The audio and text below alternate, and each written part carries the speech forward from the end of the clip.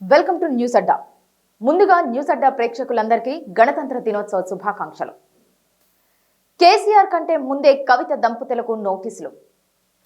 Phone tapping వ్యవహారంలో మాజీ మంత్రులు హరీష్ రావు, కేటీఆర్లను వరుసగా విచారించిన సిట్ ఇప్పుడు తన తదుపరి అడుగును మాజీ ఎమ్మెల్సీ కవిత దంపతుల వైపు వేస్తోంది.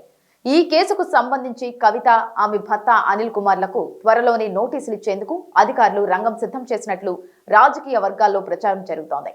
అగ్రనేత కేసీఆర్ ను నేరుగా ప్రశ్నించే కంటే ముందు ఆ కుటుంబంలోని ఇతర కీలక సభ్యుల నుంచి సమాచారం సేకరించాలని భావిస్తోంది. ఇప్పటికే కవిత తన భర్త ఫోన్, తన లొకేషన్లను గత ప్రభుత్వంలో ట్యాప్ చేశారని పలుమార్లు బహిరంగంగానే ఆరోపించారు.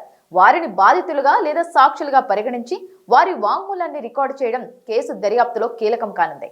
ప్రస్తుతానికి కవిత దంపతులను ఈ ట్యాపింగ్ వ్యవహారంపై అవగాహన ఉన్న సాక్షులుగా లేదా బాధితులుగా విచారించే అవకాశం కనిపిస్తోంది. ట్యాపింగ్ జరిగిన తీరు, ఆ సమయంలో వారు గమనించే పరిణామాలు, వారి వ్యక్తిగత సమాచారం ఎలా ప్రభావితమైందనే కోణంలో సిట్ ప్రశ్నలు సంధించే అవకాశం ఉంది. మాజీ పోలీస్ అధికారి రాధాకిషన్ రావు ఇచ్చిన వాంగ్మూలంలో పేర్కొన్న చేతిరాత స్లిప్పుల వెనుక అసలు వ్యక్తులను గుర్తించే క్రమంలో ఈ విచారణ అత్యంత ప్రాధాన్యత సంతరించుకుంది.